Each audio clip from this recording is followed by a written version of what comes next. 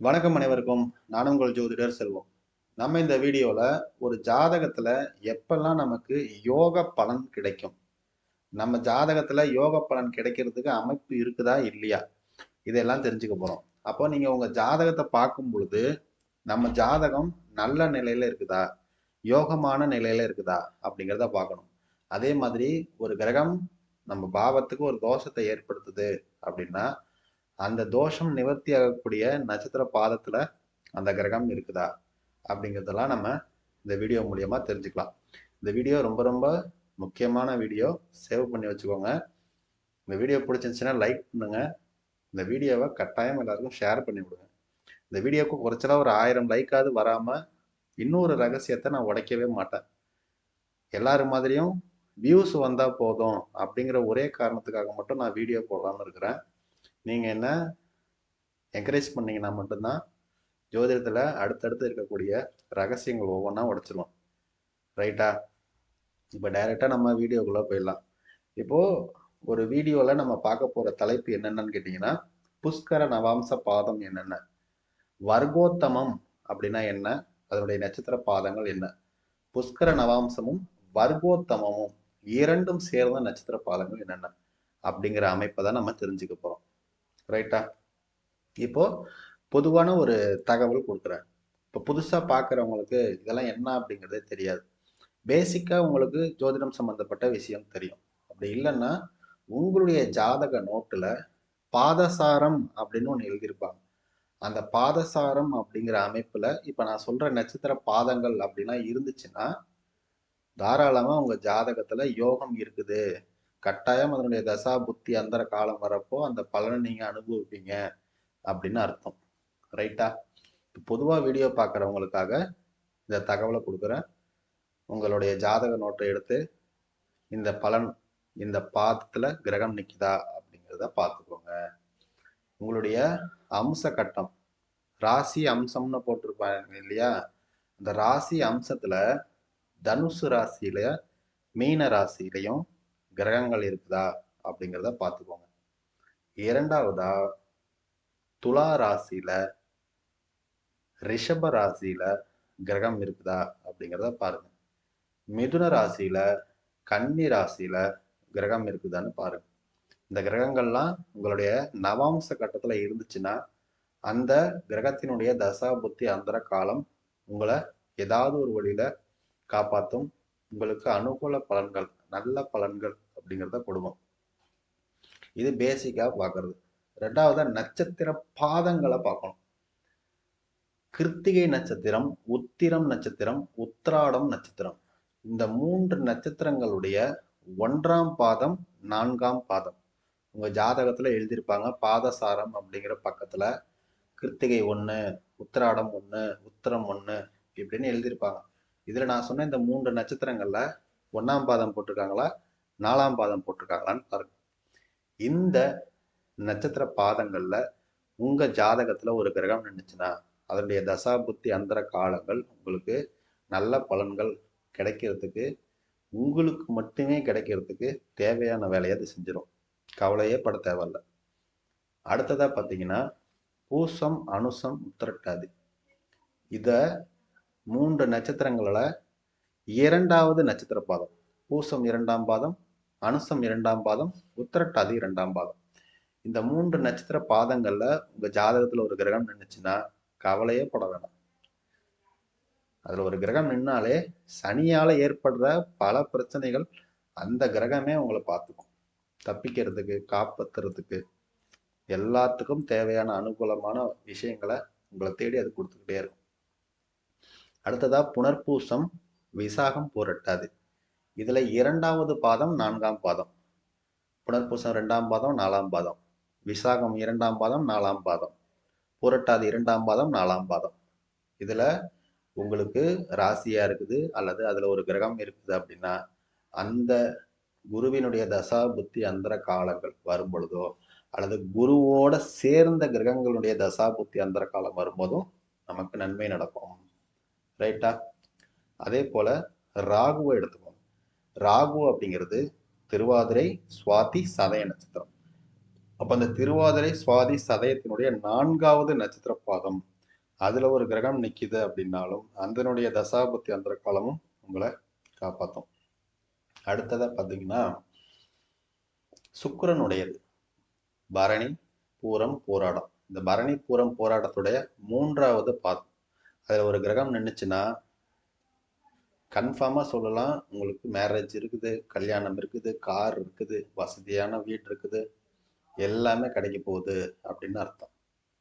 சுக்கிரனுடைய புஷ்கர நவாம்சத்துல ஒரு கிரகம் நிக்குது, குருவினுடைய புஷ்கர நவாம்சத்துல ஒரு கிரகம் இருக்குது அப்படின்னா கண்டிப்பா உங்களுக்கு சொத்து உண்டு, குழந்தைகள் உண்டு, வீடு உண்டு, வாகனம் உண்டு, சொத்து உண்டு. ரைட்டா? சூரியனுடைய புஷ்கர நவாம்சத்துல உங்களுக்கு கிரகம் இருந்துச்சுன்னா நல்ல ஒரு போஸ்டிங்ல வேலை இருக்குது, அரசாங்க வேலைக்கு கண்டிப்பா முயற்சி செய்யலாம்.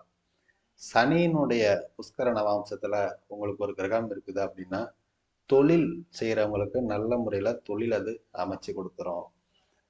சுக்கிரன் பார்த்தாச்சு. ராகுவினுடைய புஷ்கர நவாம்சத்துல உங்களுக்கு ஒரு கிரகம் இருக்குது அப்படின்னா இந்த ராகு பகவான் அப்படிங்கிறது மருத்துவத்துறையில, மருந்து விற்பனையில, மருந்து தயாரித்தல்ல இந்த மாதிரியான தன்மையில ஈடுபடுறவங்கள மிக பெரிய உயரத்துக்கு அது கொண்டுட்டு வந்துடும். நல்ல சர்ஜனா இருக்கிறாங்க பாத்தீங்களா, அவங்களுக்கெல்லாம் பாத்தீங்கன்னா இந்த ராகுவினுடைய புஷ்கர நவாம்சத்துல கிரகங்கள் நிற்கும். பேர் புகழ் அந்தஸ்து அப்படிங்கிறது அது மூலியமாவே அவங்களுக்கு கிடைக்கும்.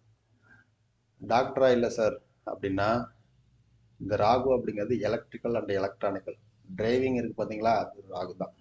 அப்போ இந்த துறைகள்லையும் சிறந்து விளங்க வைக்கும். ரைட்டா? இப்போ சூரியன் பார்த்தாச்சு, சந்திரன் பார்த்தாச்சு, குரு பார்த்தாச்சு, சுக்கிரன் சனி ராகு வரைக்கும் பார்த்தாச்சு. இப்ப இந்த நட்சத்திர பாதங்களை கூட்டினீங்கன்னா 24 நட்சத்திர பாதம் வரும். ரைட்டா? அந்த 24 பாதங்கள் என்னென்ன அப்படிங்கிறத பாருங்க. சூரியனுக்கு 1ஆம் பாதம், 4ஆம் பாதம், மொத்தம் 6 நட்சத்திர பாதம் வரும். அதே மாதிரி சந்திரனுக்கு 2வது பாதம், அதுல 3, குருவுக்கு 2 4, சுக்கிரனுக்கு 3, சனிக்கு 2, ராகுவுக்கு 4, மொத்தமா கூட்டினீங்கன்னா 24 நட்சத்திர பாதம் வரும். இது புஷ்கர நவாம்சம். என்னது?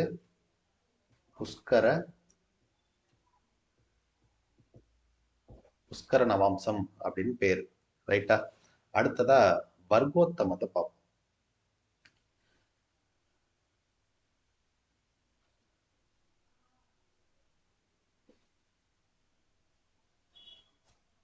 இது ரெண்டுத்தையும் பார்த்தாதான் இது ரெண்டுத்துல இருந்தும் இருக்கக்கூடிய மிக உன்னதமான நட்சத்திர பாதம் என்ன அப்படிங்கிறத கண்டுபிடிக்கலாம்.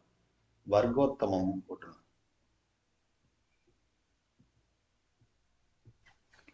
இந்த வர்க்கோத்தமம் அப்படின்னா என்னன்னா ராசியில இருக்கிற கிரகம் அம்ச கட்டத்திலையும் அதே ராசியில இருக்கிறது. இப்ப மேச ராசியில குரு பகவான் இருக்கிறாருன்னா அம்ச கட்டத்துல எடுத்தீங்கன்னா அங்கேயும் குரு பகவானே இருக்கிறாரு அப்படின்னா அது வர்க்கோத்தம நிலையில இருக்குது அப்படின்னு அர்த்தம். வர்க்கோத்தமம் அப்படிங்கிறது ஒரு நல்ல மாதிரியான ஒரு தன்மை தான். ஒரு ஜாதகத்தை ஆய்வு செய்யும் போது லக்னம் வர்க்கோத்தமம் ஆனாலும் அவரு நல்ல ஒரு ஸ்ட்ராங்கான பர்சனா இருப்பாரு, நல்ல ஒரு பொருளாதார முன்னேற்றம் கிடைக்கும். 2ஆம் அதிபதி வர்க்கோத்தமமான நல்ல வருமானம், சொத்து இருக்கும். 4ஆம் இடம் வர்க்கோத்தமமான நிச்சயமா சொத்து உண்டு, பூர்வீக சொத்து இருக்கும், அம்மா அப்பா வழியில இருந்து வந்த ஆதாய சொத்து இருக்கும், வண்டி வாகனங்கள் இருக்கும். இந்த மாதிரி வர்க்கோத்தமமான அவ்வளோ ஒரு நன்மையை அது கொடுக்கும். இந்த வர்க்கோத்தமம் அப்படிங்கிறத நாம எப்படி பார்க்கணும், வர்க்கோத்தம நட்சத்திர பாதங்கள் என்னென்ன அப்படிங்கிறத பார்க்கணும். அதுல 12 ராசிகளுடைய தன்மைகள் நமக்கு தெரியணும். அதுல சரராசி என்ன, ஸ்திர ராசி என்ன, உபயராசி என்ன அப்படிங்கிறது நமக்கு தெரிஞ்சாதான் அதுல வர்க்கோத்தம நட்சத்திர பாதங்களை எப்படி ஈஸியா நம்ம கண்டுபிடிக்கலாம் அப்படிங்கிறது தெரியும். சரராசிகள் அப்படிங்கிறது மேஷம் வரும், கடகம் வரும், துலாம் வரும், மகரம் வரும். ஸ்திர ராசிகள் எடுத்துட்டீங்கன்னா ரிஷபம், சிம்மம், விருச்சகம், கும்பம். உபயராசிகள் 4 கார்னர், மிதுனம், கன்னி, தனுசு, மீனம். சரிங்களா? இப்போ இந்த வர்க்கோத்தமம் அப்படின்னு எடுக்கிறப்போ சரராசிகள் இருக்குங்களா, சரராசிகள், அந்த சரராசிகள்ல வரக்கூடிய முதல் நட்சத்திர பாதம். சரராசி மேசம்ல என்ன நட்சத்திரம் ஆரம்பிக்கும்? அஸ்வினி 1ஆம் பாதம் ஆரம்பிக்கும்.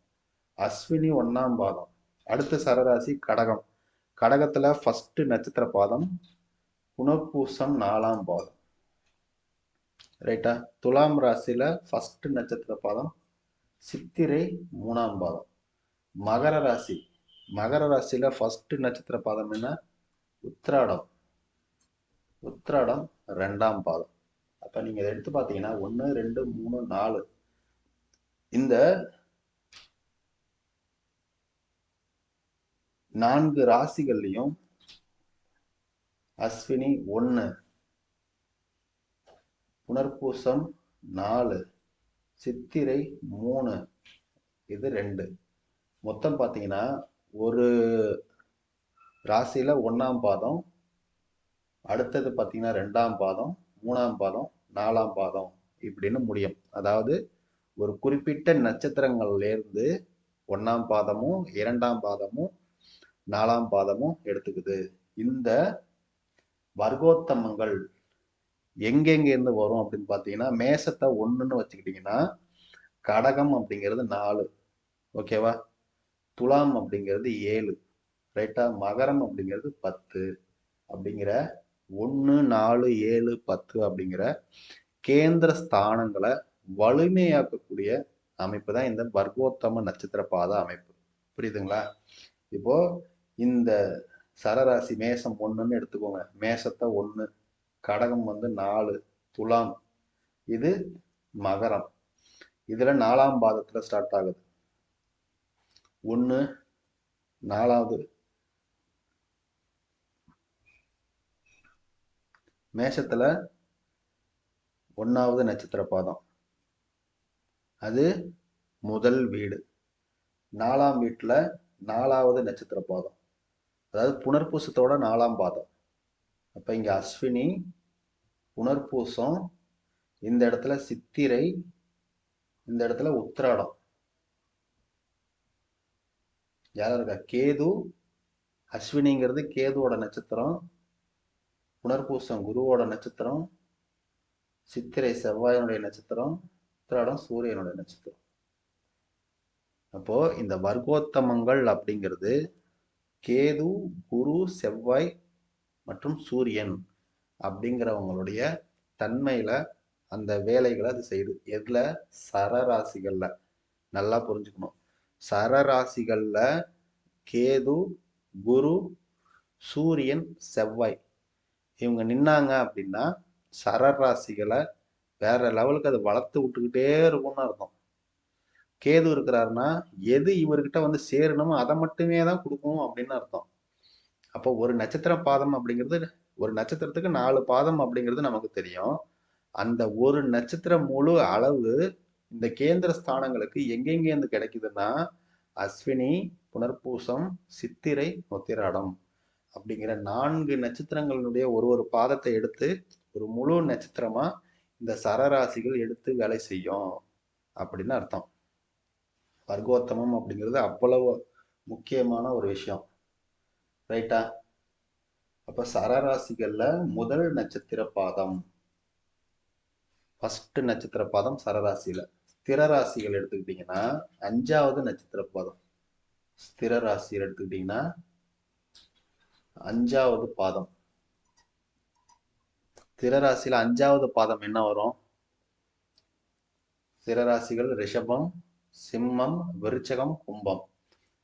ரிஷபத்துல பாத்தீங்கன்னா கிருத்திகை நட்சத்திரம் 2ஆம் பாதத்திலிருந்து ஸ்டார்ட் ஆகும். அப்ப சூரியனுடைய 3 நட்சத்திர பாதம் அங்க இருக்குது, 3 போயிடுச்சு. ரோகிணி 1, ரோகிணி 2. இப்போ ரோகிணி 2ஆம் பாதத்துல இருந்து ஸ்டார்ட் ஆகும். இப்போ ரோகிணி 2ஆம் பாதத்துல ஸ்டார்ட் ஆகும். இங்க சிம்ம ராசியில பாத்தீங்கன்னா மகம் இருக்குது இல்லைங்களா? மகம் முடிஞ்சு பூரம் 1ஆம் பாதத்துல ஸ்டார்ட் ஆகும். அடுத்ததா விருச்சக ராசி வந்தீங்கன்னா விசாகம் 1 இருக்குது. அடுத்ததா அனுசம் 4ஆம் பாதத்துல ஸ்டார்ட் ஆகும்.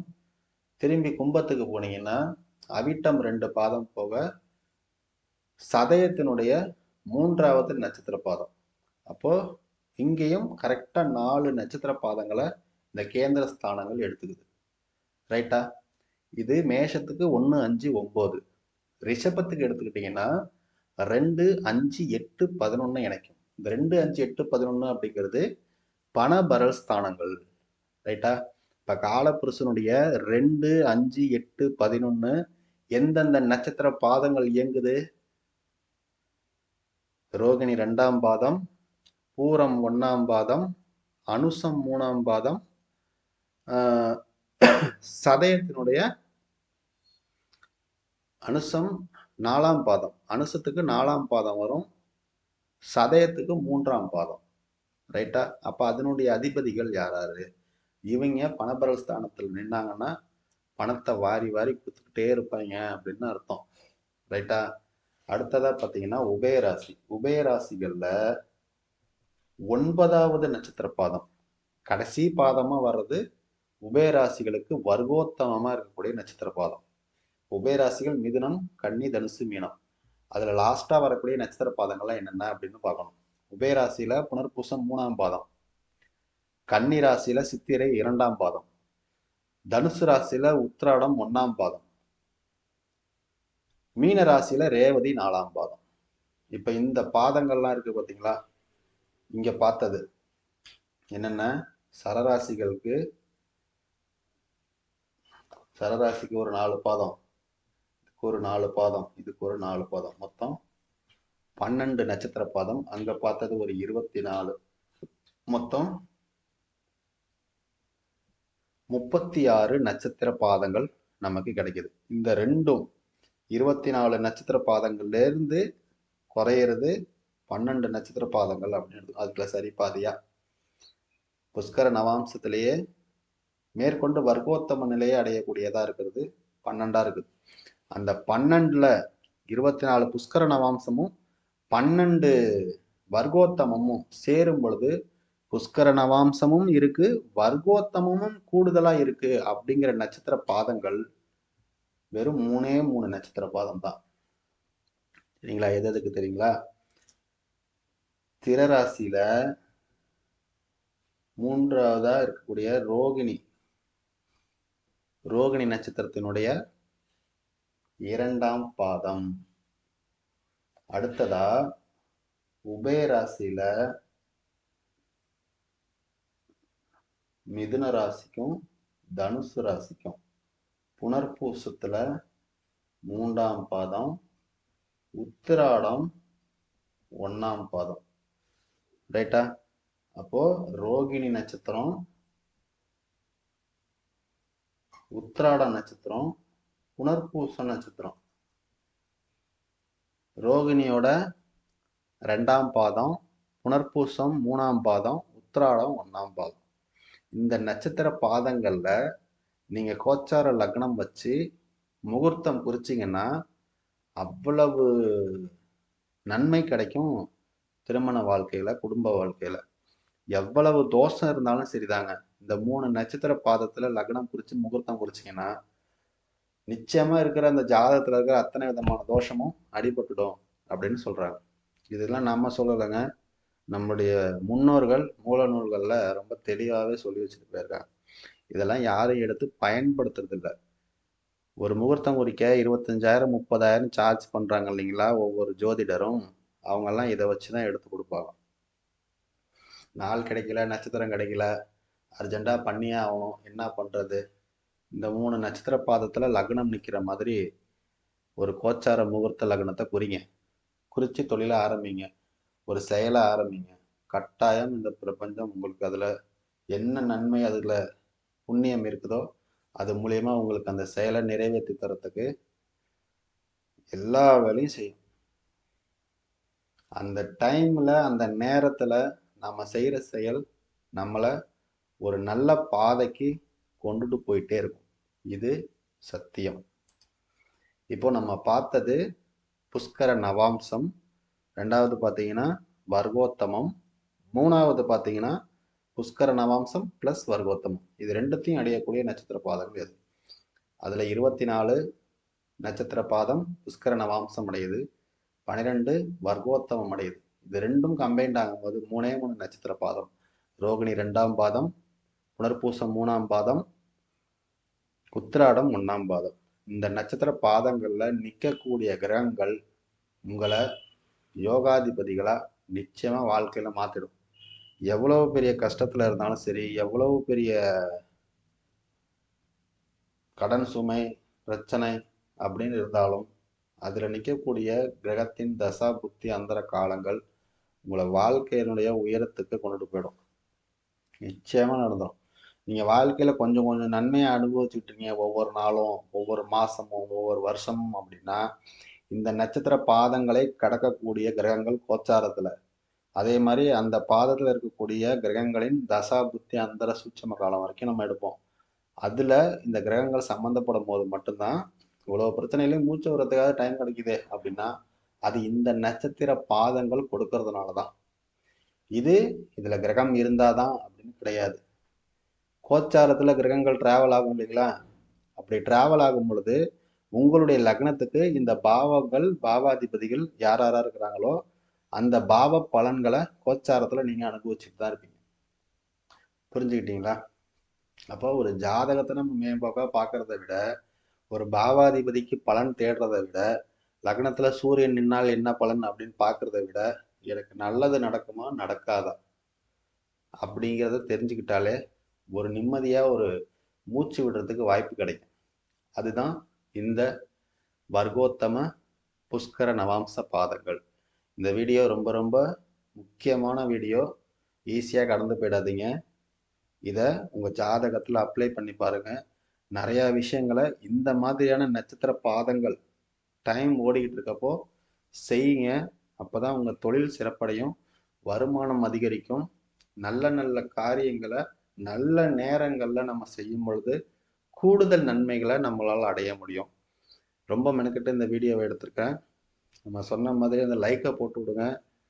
வீடியோவை மற்றவங்களுக்கும் ஷேர் பண்ணி விடுங்க. சேனலை சப்ஸ்கிரைப் பண்ணி சப்போர்ட் பண்ணுங்கள். மீண்டும் ஒரு நல்ல தகவலோடு உங்களை சந்திக்கிறேன். நன்றி, வணக்கம்.